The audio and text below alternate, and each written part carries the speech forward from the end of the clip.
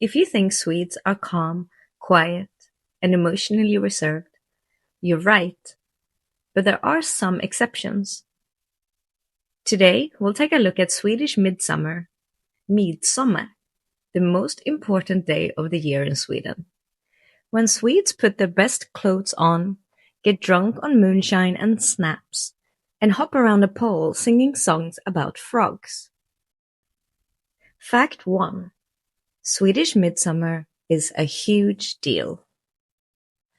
Like you plan it months in advance kind of deal.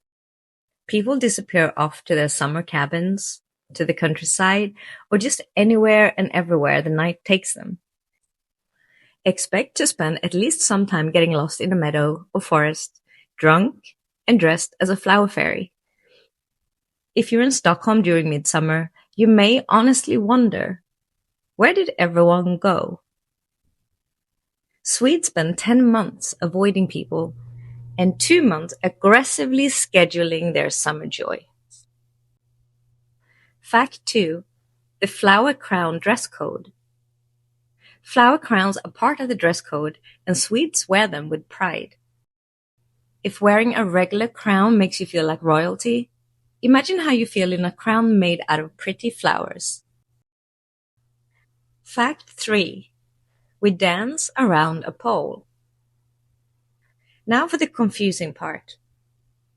The maypole, or midsummer pole. And yes, people dance around it. Adults, kids, grandparents, dogs, mosquitoes. Everyone is there. If you arrived with zero context, you probably think, wait, is this a cult situation? No, it's just a midsommarstång, the centerpiece of Swedish Midsummer, the main character, if you will. And if you're imagining something simple, also, no. It's usually a tall wooden pole shaped kind of like a cross or a giant T, decorated with flowers and leaves, and usually 2 round loops hanging off it. And yes, people decorate it like a Christmas tree, then dance around it, holding hands and singing. And here's a slightly awkward history fact. It's often said to symbolize fertility and growth, which is interesting, because Sweden took that symbolism and the national response was, ja, vilken bra idé! Let's get absolutely shit-faced together and dance around it until the last bit of seasonal depression is gone. We can experience a short rush of mild and temporary euphoria. And then, adults, kids, grandparents, dogs, mosquitoes. Everyone joins in, dancing around it in circles, holding hands, singing songs, fully committed to the moment, like this is the most natural thing in the world. Again, imagine explaining this to someone with zero context. 4. The frog dance. Små grodorna.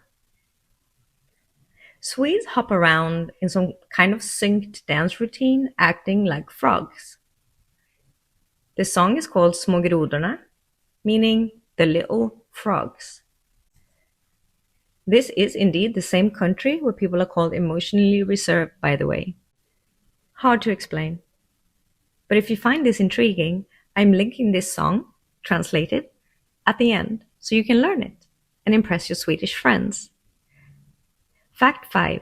The return of the pickled herring. Swedish holidays basically go Christmas, fish. Easter, fish. Midsummer, more fish. New Year's Eve, fish, absolutely. What else? Usually eaten with potatoes, sour cream, chives, and bread. Fact 6. Potatoes become celebrities. As they should. Tiny fresh potatoes suddenly become the main event. Boiled potatoes with dill. Simple? Yes. Delicious? Also yes. I mean, if you're anything like me, you know Potatoes are literally life. Fact 7. Strawberries are mandatory. Midsummer without strawberries is illegal in Sweden, at least emotionally. Swedish summer strawberries taste a lot better at midsummer, and everyone acts like they personally waited all winter for this exact moment. Fact 8. The weather will betray you. One universal Swedish truth. Midsummer weather is chaos. Forecast. Sunshine, rain, wind, optimism, snow, disappointment. Repeat. Swedes will literally stand outside, freezing, in rain and wind, and still say, "Detta är helt underbart." It's like we always have to add a bit of suffering into everything. Like nothing is worth it unless it causes us at least a little bit of pain. We like to earn it. I think the reward feels greater that way. Or something. Maybe it's dopamine preservation, the Swedish way. Fact 9. The sun is here to stay. 24-hour daylight, anyone? Well, tough, because it's not going to get dark at night for a while. Which is great for the vibe, but it's terrible for sleep. Fact 10.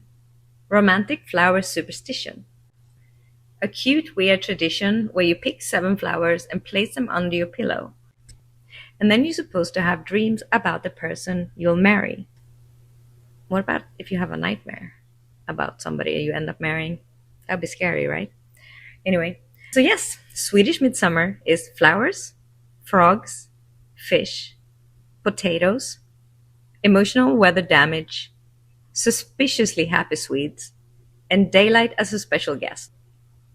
You know the one. That one guest that just won't leave at the end of the night when the party is over. Tell me in the comments, would you survive Swedish Midsummer?